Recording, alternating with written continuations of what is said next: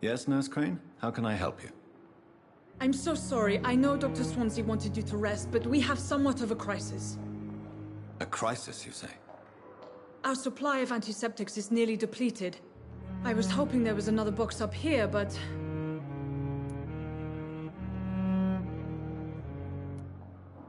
What type of hospital are you running? No antiseptics? You have been away too long, Doctor. With the war and now this epidemic, supplies have been running scarce for months now. I may have a solution. In France, during the war, drugs shortage was a daily problem, and we had to use our wits to overcome the shortages. However do you mean? If combined correctly, certain household chemical products can be used in a pinch instead. Now, where's the hospital storeroom? The storeroom? Fat chance. This is the Pembroke, and space is luxury we don't have. Everything used to be stored in the old morgue. Perhaps I should look there first. Where is this morgue? It's the large building behind the hospital. You'll need to go in the back door because it's been sealed off for sanitary reasons. Take this key. It opens a small back entrance at the end of a narrow street. The abandoned morgue behind the hospital. A small door at the end of a narrow street. On my way then. Thank you, nurse.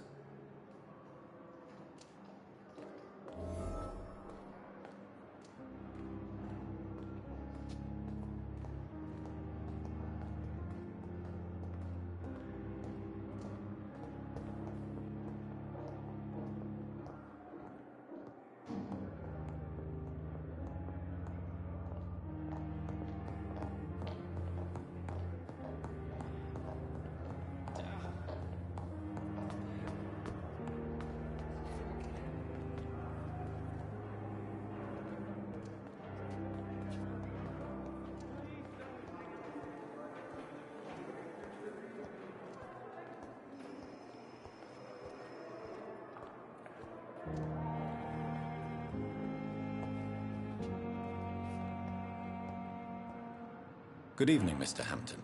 How do you feel? Dr. Reed, is it? Oh, sir, I must apologize for my behavior. What do you mean? I was not myself in the factory. Fear and exhaustion made me say awful things to you, I'm afraid. You remained perfectly nice and polite. A little delirious, perhaps. But who wouldn't be after enduring an abduction? Thank you, Doctor. That's a relief. Now all I need to do is rest and return to my flock.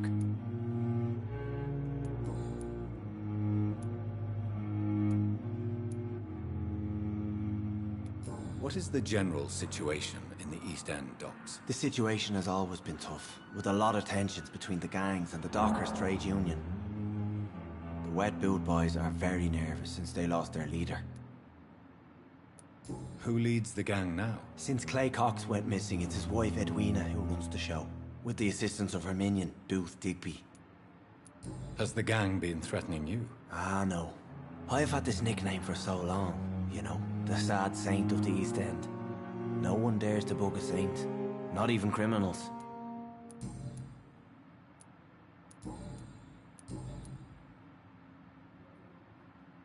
How do you feel, Mr. Hampton?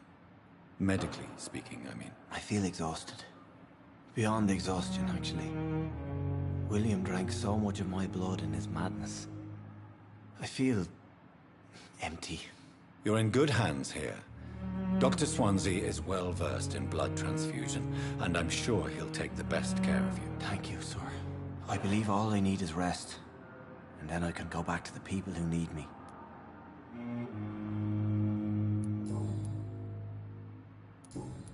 Have you made friends since you arrived? Not really, but I recognize Miss Harriet Jones.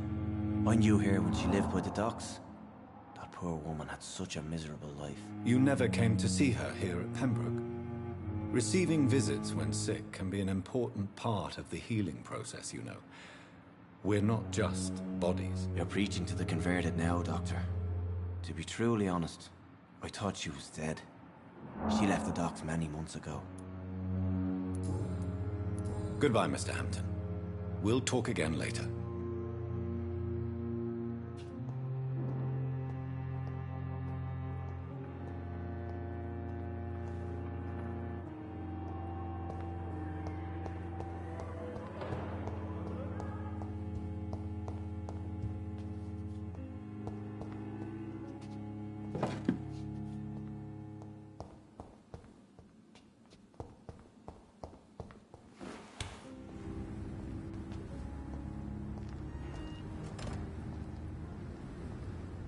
I cannot enter.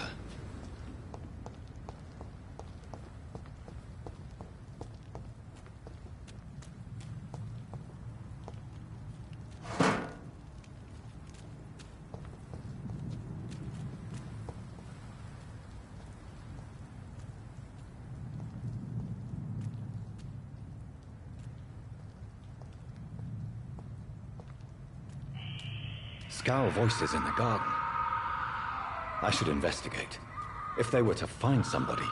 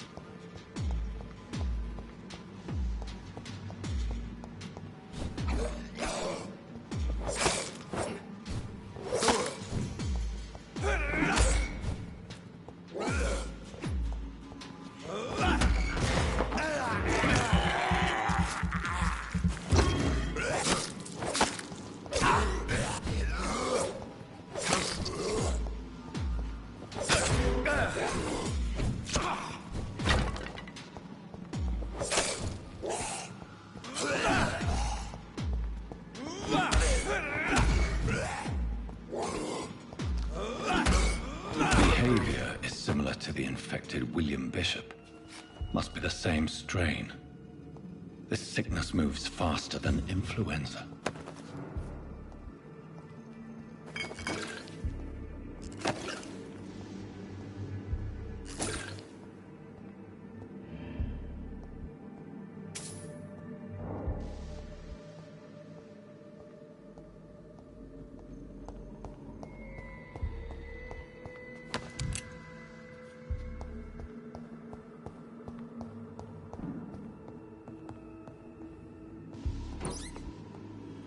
This key will surely grant me access to the basement.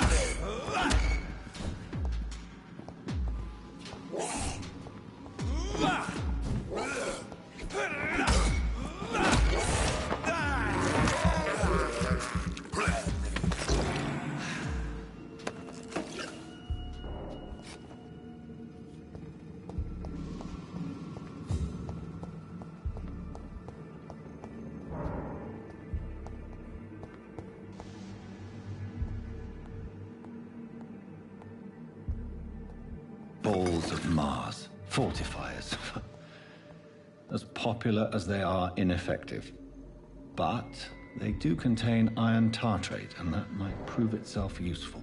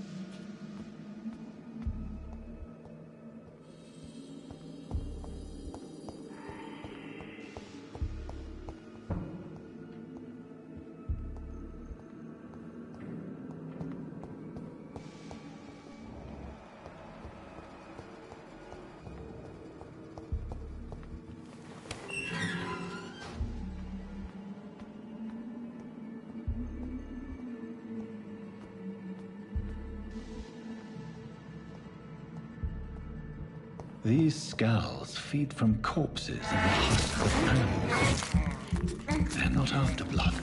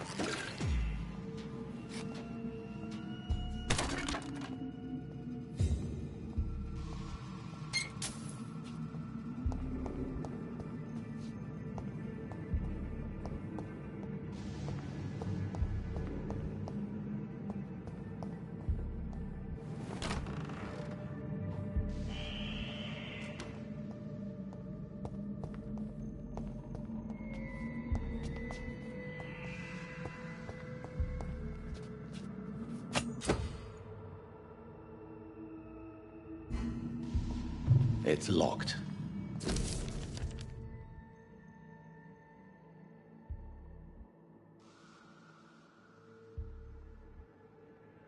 Mr. Connor's injuries don't match the report. I'd better look into this.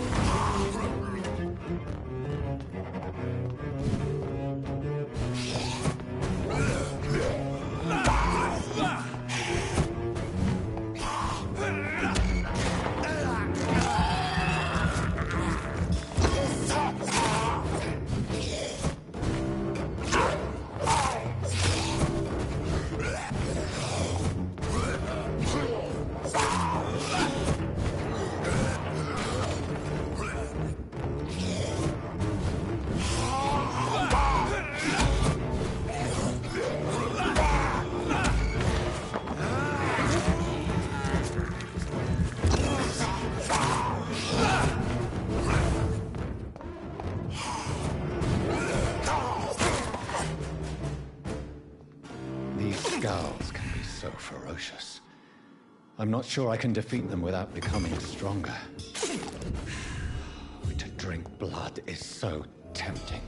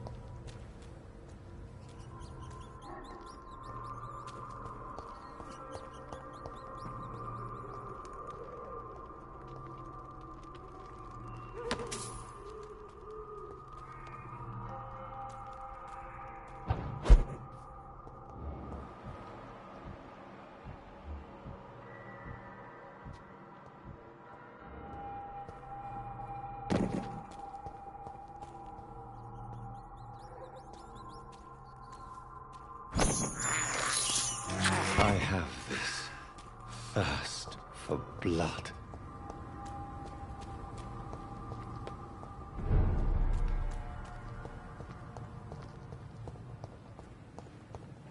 I'm sure that during your lifetimes, you have wars.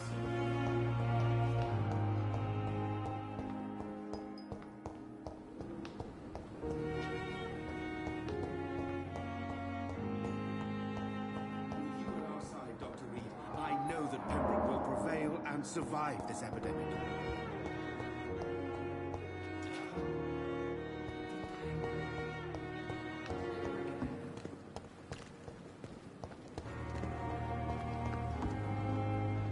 Good evening, sir. I'm Dr. Jonathan Reed. I'm new here. I've already heard about you, Dr. Reed. I'm Milton Hooks, the ambulance driver for this shithole of a hospital. That's quite a blunt introduction, Mr. Hooks. You can call me Milton. I like to speak my mind, Dr. Reed. Perk of the job. Don't judge me, and I won't judge you. I'm not sure I understand what you're talking about. Well, I'm no doctor, but I'm pretty sure a gun can't be used as a surgical instrument. You have a keen eye. I learned to shoot during the war, and have carried one ever since. Old habits die hard. No need to explain, Dr. Reed. And if you ever need a better gun, remember, I may have something for you. I have some good news, Milton. What? The epidemic's over? I retrieved your wallet, with all the money, and a certain picture. Well, yeah, Pippa Hawkins is my girl. So what? Is it the difference of skin color that bothers you? Not at all, Milton. Good. Please, take this money anyway. To remind you to keep your mouth shut. Not everybody is as broad-minded as you, Dr. Reed.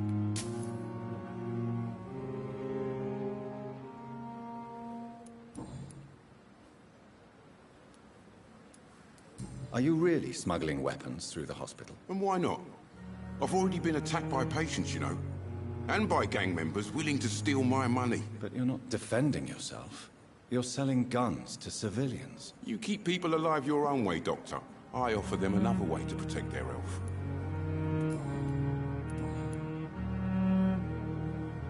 What's going on between you and Nurse Hawkins? Pippa's tired.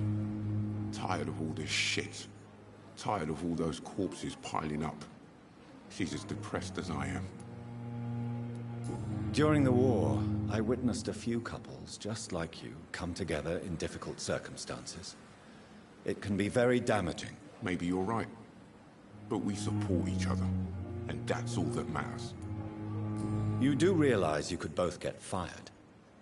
Hospital staff are not meant to have intimate relationships with one another. Come on, Dr. Reed. Do you know how many rules are broken in this hospital every day just to keep it running? There's nothing wrong with what we're doing.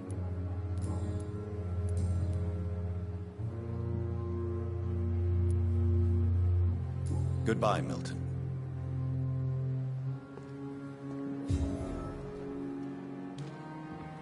It's safer here than anywhere else in the East End. Must prove what we are capable of. It is now or never.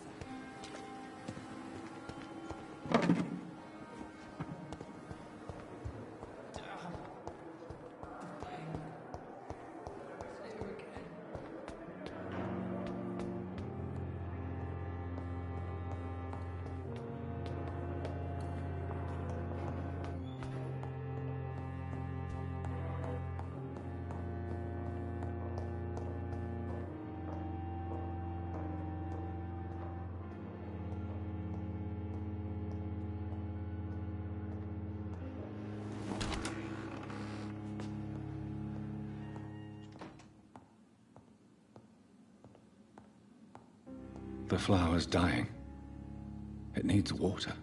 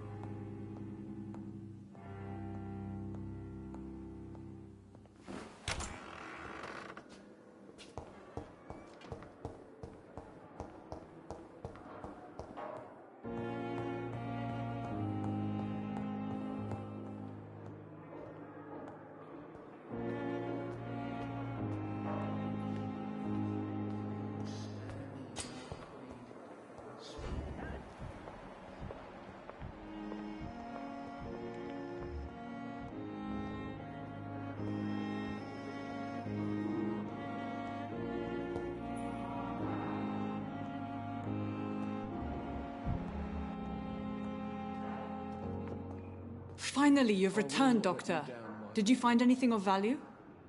Yes, nurse. You've worked your first miracle, Doctor. Now, this patient here needs immediate treatment. Duty calls. When the storm has passed, I'll show you how to mix the remedy yourself with the same basic ingredients.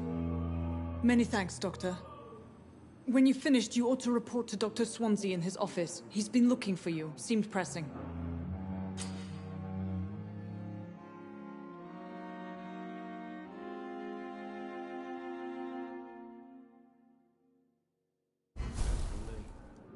I'm all right. You're an idiot. Don't waste your time with me.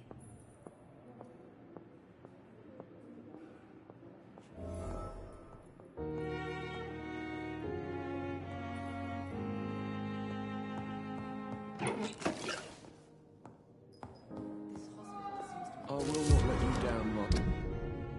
Boy.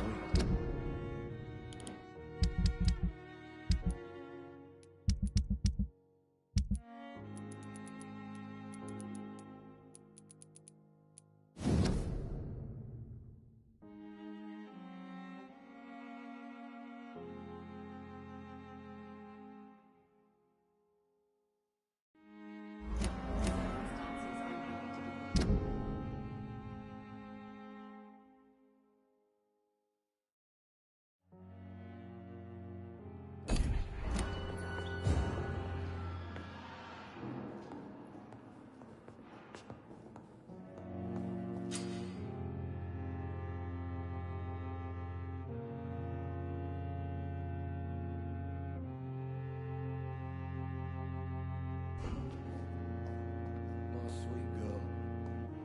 Reads me like a book. Never could keep it.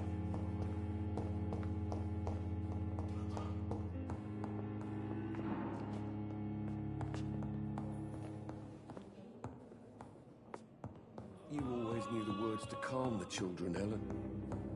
As for me...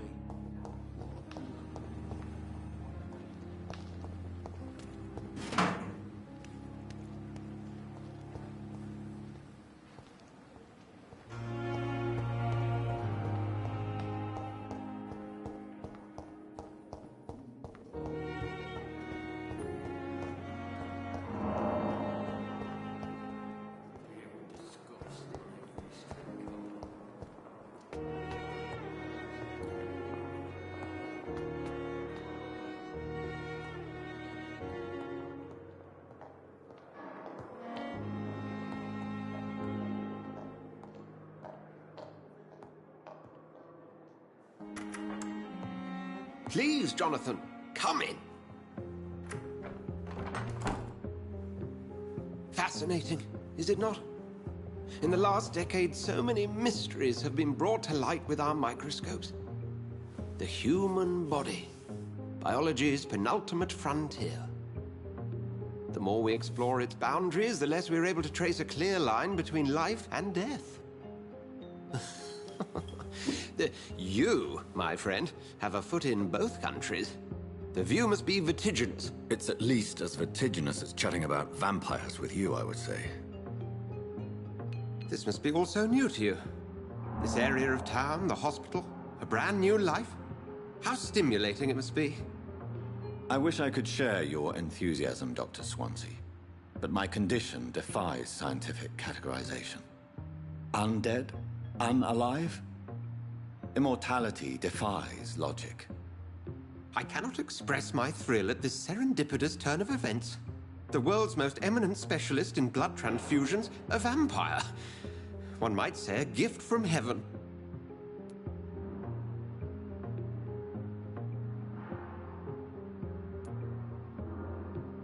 It may seem strange, but your words have brought me some comfort here. Forgive me. I've been an admirer of your work for a long time, and now you are so much more than a brilliant physician. And please, call me Edgar.